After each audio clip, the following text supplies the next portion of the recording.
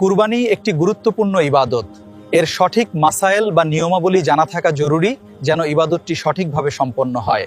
নিচে প্রত্যেক প্রাপ্তবয়স্ক সুস্থ মস্তিষ্ক সম্পন্ন মুসলিম নরনারী যে কুরবানির দিনগুলোতে প্রয়োজনের অতিরিক্ত নেসাব পরিমাণ সম্পদের মালিক হবে তার উপর কুরবানি করা ওয়াজিব।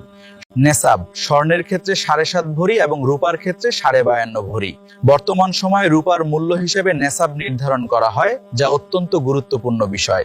কুরবানির সময় হলো ঈদুল আজহার নামাজের পর জিলহজ মাসের 10 তারিখ থেকে 12 তারিখের সূর্যাস্ত পর্যন্ত। তবে প্রথম দিন কুরবানি করা সবচেয়ে ভালো। 9. পশুর বয়স ও গুণাবলী। কুরবানির পশু হতে হবে সুস্থ এবং ত্রুটিমুক্ত। পশুর নির্দিষ্ট বয়স থাকা আবশ্যক। গরু, মহিষ ন্যূনতম 2 বছর পূর্ণ হতে হবে। ছাগল, ভেড়া, দুম্বা ন্যূনতম 1 বছর পূর্ণ হতে হবে। ছাগল, ভেড়া বা দুম্বা দিয়ে কেবল একজনই কুরবানি দেয়া পারবেন।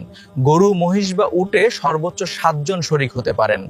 তবে শর্ত হলো কারো অংশ যেন 7 ভাগের 1 ভাগের কম না হয় এবং সবারই কুরবানির নিয়ত থাকতে হবে।